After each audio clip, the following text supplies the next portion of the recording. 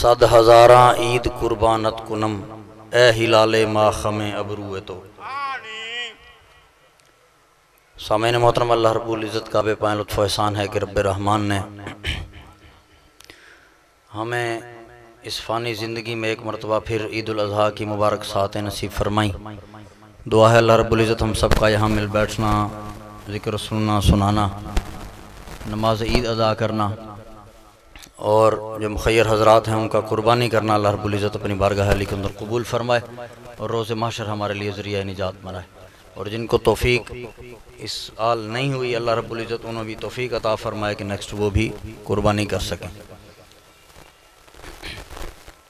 سامعین محترم، اللہ رب العزت نے قرآن حکیم میں ارشاد فرمایا لن ینال اللہ لحومہا ولا دماؤہا ولکن ینالہ التقوی۔ فرمایا کہ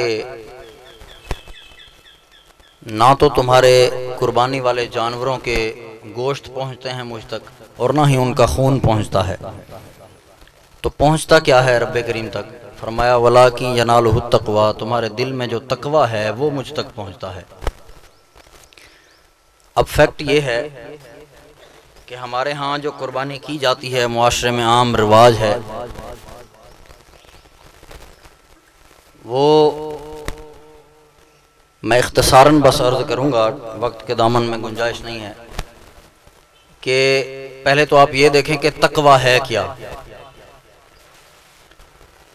تقوی ویسے تو اس کی بہت سی ڈیفینیشنز ہیں، مثالیں ہیں، اس کی تعریفات ہیں کہ اللہ رب العزت سے جو بندہ ڈر گیا، اپنے دل میں ڈر پیدا کر لیا، اس نے تقوی اختیار کر لیا۔ دوسری پھر اس سے بڑھ کر جو ایک مثال ہے وہ یہ ہے کہ اپنے نفس کی خواہشات کو اس کی بارگاہ میں قربان کر دینا، اس کے آگے قربان کر دینا، اس کو پانے کی خاطر، یہ تقوی ہے۔ تو سامعین محترم، تقوی جو ہے وہ نگاہ کا بھی ہے، زبان کا بھی تقوی ہے، سوچ کا بھی تقوی ہے، دل کا الگ تقوی ہے۔ تو یہ الگ کیٹیگریز ہیں تقوی کی۔ تو اب ہمارے ہاں فیکٹ کیا ہے، اگر کوئی شخص محلے میں جانور لے کر آیا ہے تو اس کی نیت یہ ہوتی ہے، لوگوں کو دکھاتا ہے کہ بھی ٹھیک ہے میں نے جانور لیا، وہ چاہے ادھار پکڑے جیسے بھی پکڑے، ساتھ والا اگر کوئی جانور لایا ہے تو دوسرا اس کی نیت پر یہ سوچے گا کہ اس نے اچھا جانور لیا ہے، میں اس سے بھی اچھا جانور لوں گا، میں اس کو نیچا دکھانے کے لیے، یا رشتہ داروں میں یہ چیزیں ہیں، نہیں جی میں اس سے بھی اچھا جانور۔ تو ایسی قربانی بالکل بھی قبول نہیں۔ رب کریم نے فرمایا کہ تمہاری جو جانور ہیں، تمہاری قربانیاں ہیں، نہ تو خون ان کا پہنچتا ہے مجھ تک، نہ میں یہ دیکھتا ہوں کہ کتنا بڑا جانور ہے، میں بس تقوی دیکھتا ہوں، تمہارے دل کے اندر جو تقوی تھا، مجھے پانے کی جو طلب تھی وہ کتنی پرسنٹ تھی۔ تو رب کریم فرماتا ہے کہ میں جسٹ وہ تقوی دیکھتا ہوں تمہارا۔ اب سامعین محترم، یہ جو میں نے عرض کیا کہ زبان کا تقوی ہے، پھر آنکھ کا تقوی ہے، ایسے ہی دل کا تقوی ہے۔ زبان کا تقوی کیا ہے؟ زبان کا تقوی یہ ہے کہ اللہ رب العزت نے زبان اس لیے دی ہے کہ ہر وقت اسی کے ذکر سے تر رہے، اور ہم کیا کرتے ہیں زبان سے؟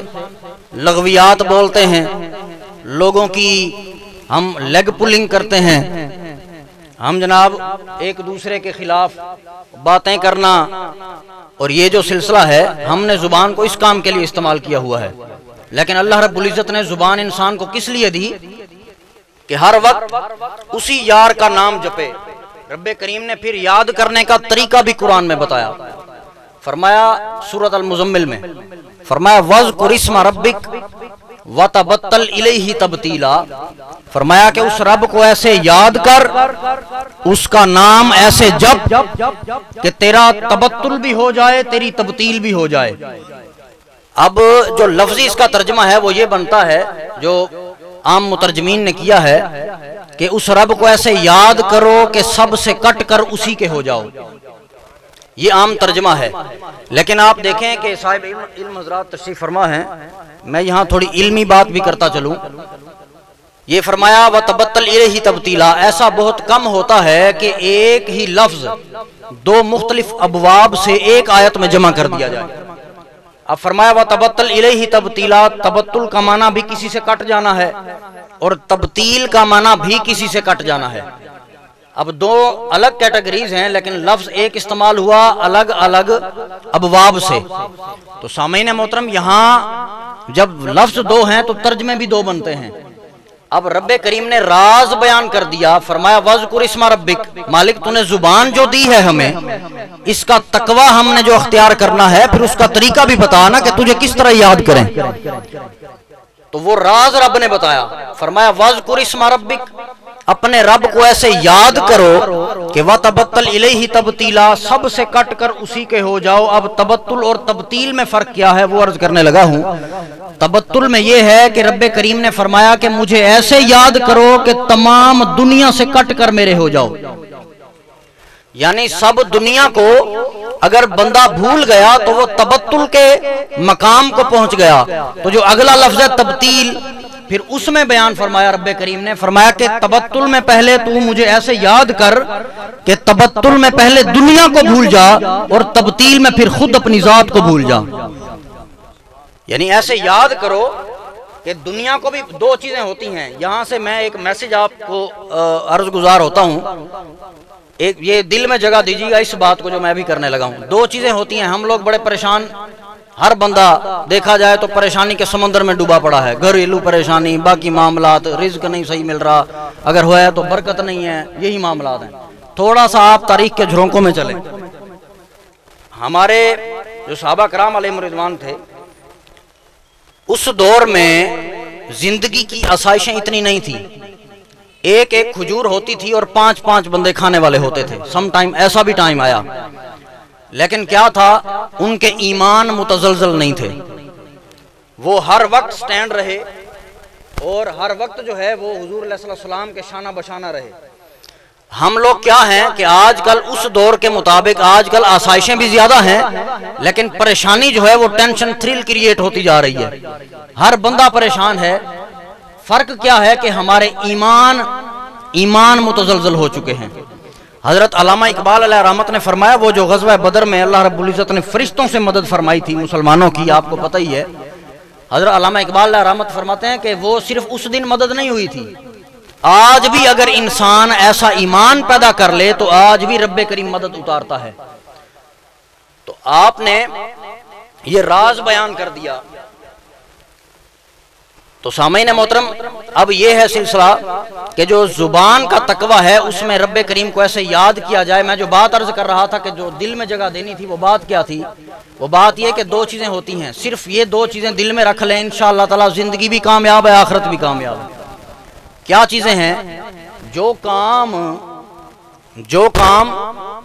اللہ کے لیے کرو، جو کام اللہ کے لیے کرو اس میں مخلوق کو شامل نہیں کرنا۔ میں پھر دوہرا رہا ہوں، جو کام اللہ کی خاطر کرو، نماز ہم اللہ کے لیے پڑھتے ہیں، دل میں خیال آتا ہے جی لوگ مینوں کہن میں بڑا حاجی نمازی، اترا کر چلتے ہیں مسجد سے، اگر 4 وقت کی نماز بھی پڑھ لی، 5 وقت کی، کبھی کبھی 3 وقت کی، تو بڑے چوڑے ہو کر نکلتے ہیں، جو نہیں پڑھتے نماز ان کے سامنے بڑی اکڑ کر چلتے ہیں۔ تو سامعین محترم اس میں ہمارا کوئی کمال نہیں، اگر ہم مسجد میں جا رہے ہیں، اگر ہم اس کو یاد کر رہے ہیں تو ہمارا کوئی کمال نہیں، اسی کا کمال ہے کہ اس نے توفیق عطا کی ہوئی ہے۔ تو سامعین محترم میں جو عرض کر رہا ہوں، پہلی بات کیا ہے کہ جو کام آپ لوگ اللہ کے لیے کرو اس میں مخلوق کو شامل نہیں کرنا، کیونکہ اس کی جزا رب نے دینی ہے، مخلوق نے نہیں دینی۔ یہ دل میں خیال نہ آئے کہ مخلوق مجھے کہے میں بڑا نیکوکار ہوں، تو اگر یہ خیال آ گیا ساری عبادت ضائع گئی۔ تو دوسری بات کیا ہے، جو کام مخلوق کے لیے کرو اس میں اپنے نفس کو شامل نہیں کرنا۔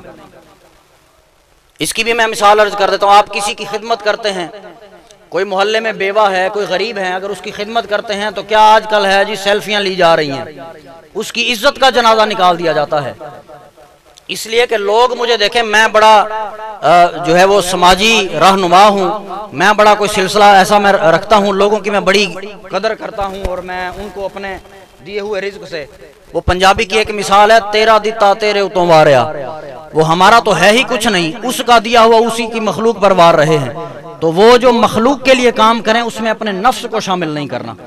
تو سامعین محترم، یہ جو ہے وہ سلسلہ اللہ رب العزت سے دعا ہے کہ رب کریم، ٹائم ہو چکا ہے، میں بس اختصار کے ساتھ آخری بات کر کے اجازت چاہتا ہوں۔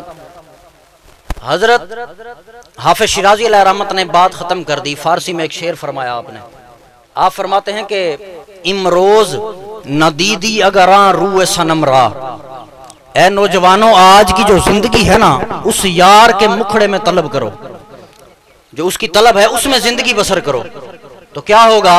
فرمایا اگر تم نے ایسا نہ کیا، امروز آج کے دن تم نے اگر ایسا نہ کیا، ندیدی اگراں روح صنم را، اس یار کے مکھڑے کی طلب میں تم نے زندگی بسر نہ کی، تو فردا بقیامت روئے جانا چشناسی، تو کل قیامت کے دن تو کیسے پہچانے گا کہ یہی میرا محبوب ہے جس کی خاطر میں نے زندگی میں درود و سلام پڑھتا تھا، زندگی میں جس کی عبادت کرتا تھا۔